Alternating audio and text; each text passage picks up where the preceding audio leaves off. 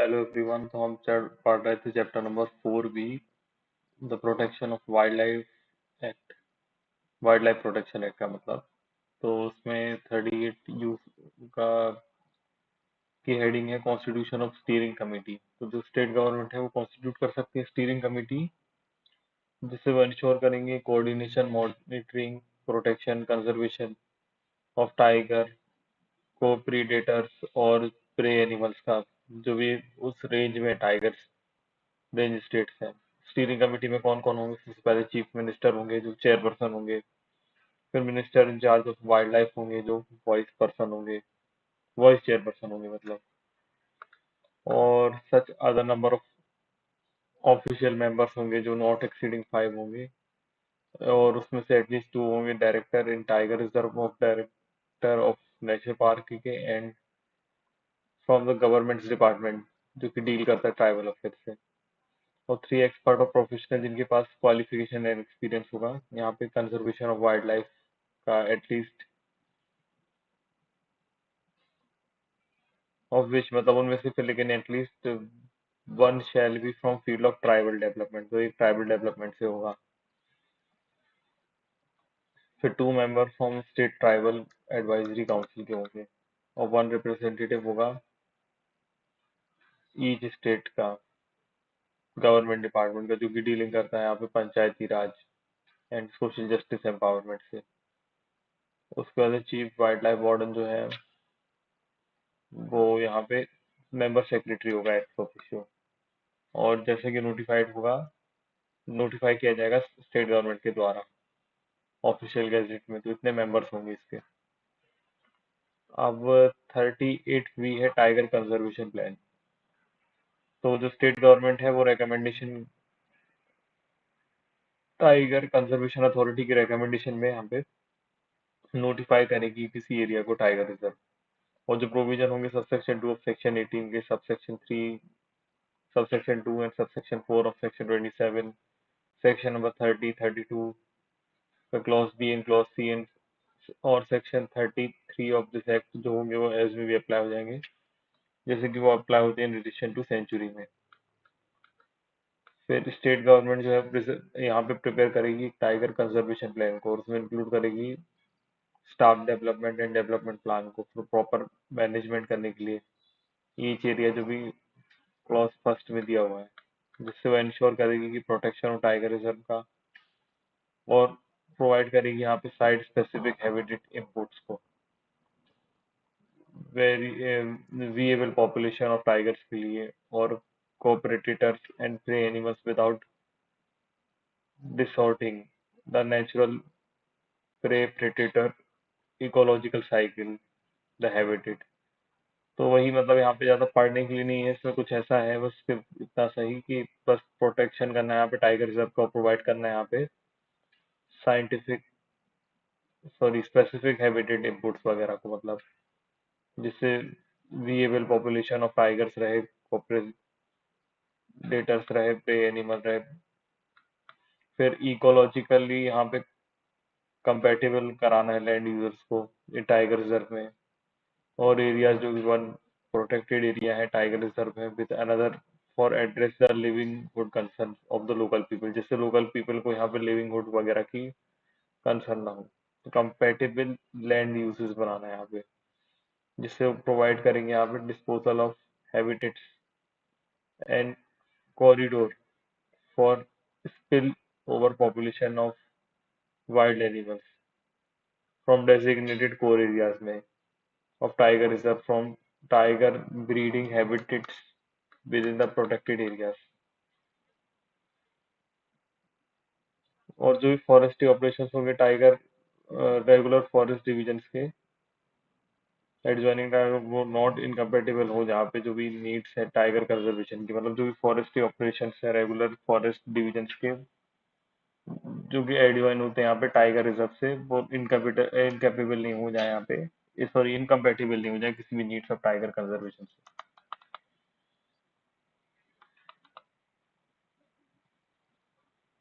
Subject to the provisions contain in this act, जो भी इस एक्ट में प्रोविजंस कंटेन है उसको ध्यान में रखते हुए जो स्टेट गवर्नमेंट है वो यहाँ पे प्रिपेयरिंग करेगी जब भी टाइगर कंजर्व प्लान को तो इंश्योर करेगी कि यहाँ पे एग्रीकल्चर, लिवलीहुड और डिपार्टमेंटल और other interest of the people जो है, टाइगर बियरिंग फॉरेस्ट और टाइगर रिजर्व है। तो यहाँ पे इन सब चीज़ों का इंश्योर किया जाएगा कि एग्रीकल्चर, लिवलीहुड और डेवलपमेंट वगैरह यहाँ पे किस तरीके से, अदर इंटरेस्ट वगैरह किस तरीके से हो रहे हैं। अब एक्सप्लेनेशन में दिया हुआ है कि जो टाइगर रिजर्व है उसमें क्या इंक्लूड होता है, तो उसमें कोर और critical tiger habitat areas of natural park and sanctuaries होते हैं, जिनको एस्टेब्लिश किया जाता है, जिसकी बेसिक साइंटिफिक और ऑब्जेक्टिव क्राइटेरिया होता है। और जो एरिया जिसको require to be kept as inviolated the purposes of tiger conservation है, without affecting the rights of scheduled tribes and other forest dwellers, and notified as such the state government in consultation with an expert committee constitute जो भी होंगी इस purpose के लिए।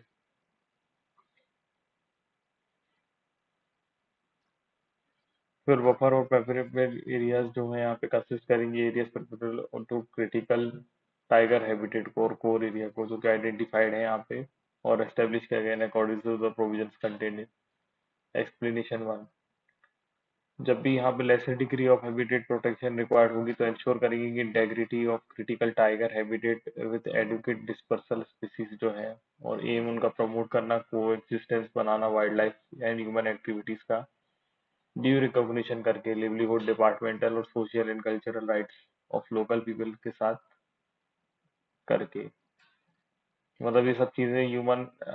Wildlife and human activities वगैरह को यहाँ पे ड्यू रिकॉग्निशन देना है लिवलीहुड में, department developmental and social and cultural rights वगैरह में लोकल पीपल की जो भी हैं।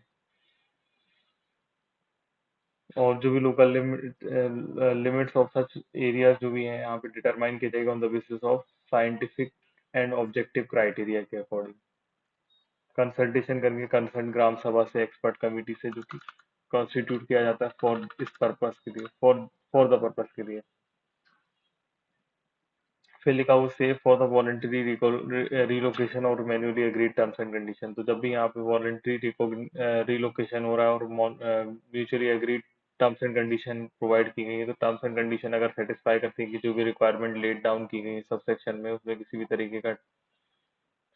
शेड्यूल ट्राइब और अदर फॉरेस्ट ड्वेलर्स जिनको रिसेटल किया जा रहा है वो अफेक्ट नहीं हो, मतलब वो अफेक्ट नहीं हो रहे हैं for the purpose of creating inviolated area, तो जहाँ पे टाइगर रिजर्व है, अनलेस, तो अनलेस में दिया हुआ है कि जो भी प्रोसेस है यहाँ पे रिकॉग्निशन करने की, डिटर्मिनेशन करने की of rights and acquisition of forest rights in scheduled tribes and other forest dwelling person की कंप्लीट हो गई। मतलब यहाँ पे जो प्रोसेस है रिकॉग्निशन और डिटर्मिनेशन करने का, rights and acquisition of land forest वगैरह का, वो यहाँ पे पूरी तरीके से कंप्लीट हो गया है। और जो कंसर्न एजेंसीज हैं गवर्नमेंट की, स्टेट गवर्नमेंट की, वो एक्सरसाइज करती हैं सारी पावर से सेट की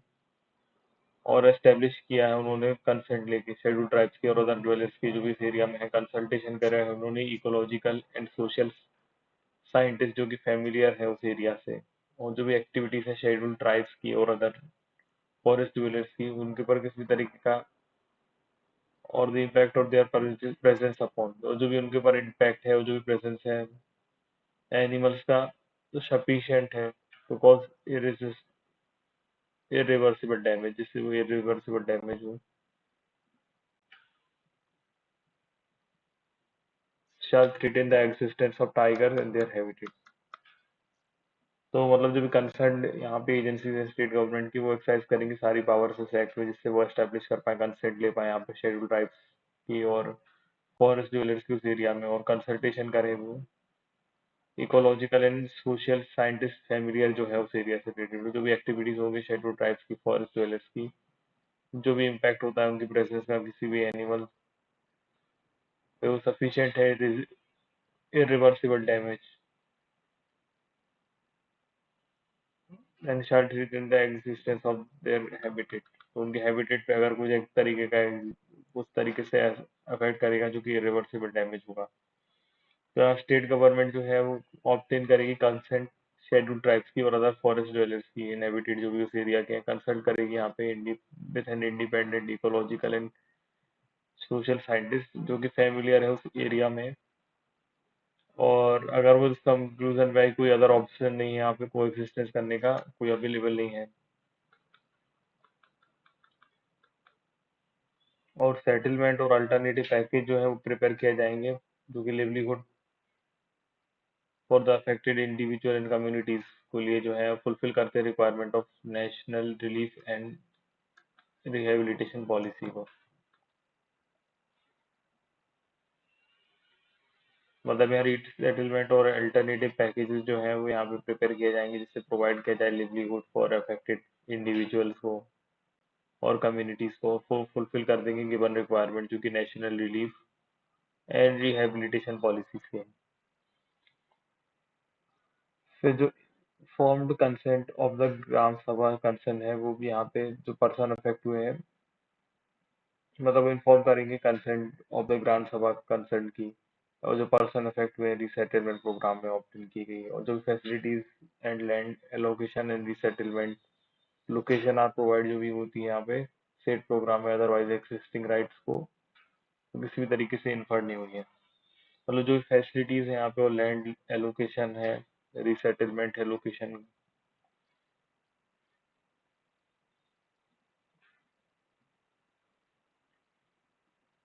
जो भी अदरवाइज देयर एग्जिस्टिंग राइट्स है वो नॉट इन्फर्ड हुई है, मतलब अफेक्ट नहीं हुई है, तो बताया जाएगा।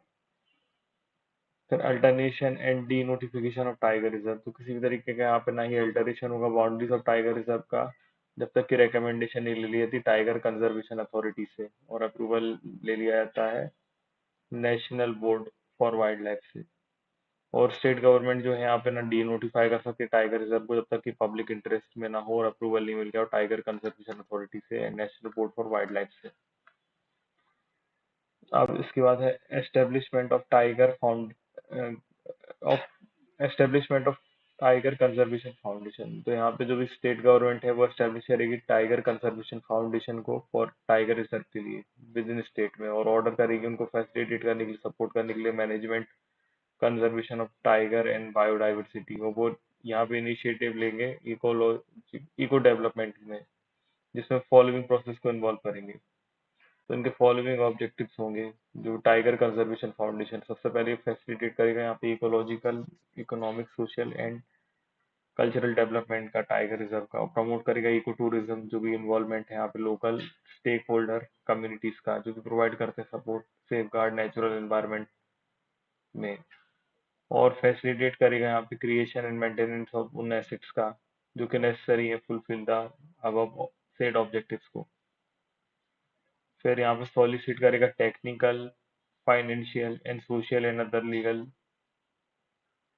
सपोर्ट जो भी रिक्वायर्ड होता है किसी भी एक्टिविटीज का फाउंडेशन करने के लिए, अचीव करने के लिए ऑब्जेक्टिव्स का।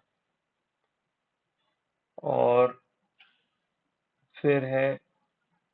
Augment and mobilise financial resource जो भी उनको लगते हैं जो कि इंक्लूड करता है रिसाइकिल करने का एंट्रीज का और अदर फीस जो भी रिसीव होती है टाइगर रिजर्व से उनका वो यहाँ पे मतलब फाइनेंशियल जो रिसोर्स होते हैं उनका मोबिलाइजेशन करते हैं और रिसाइकलिंग करते हैं एंट्रीज वगैरह का जो भी उनके पास रिसीव हुई है, फोस्टर करते हैं स्टेक होल्डर डेवलपमेंट और इको टूरिज्म का, और उसका सपोर्ट रिसर्च करते हैं environmental, ecological and training related field में।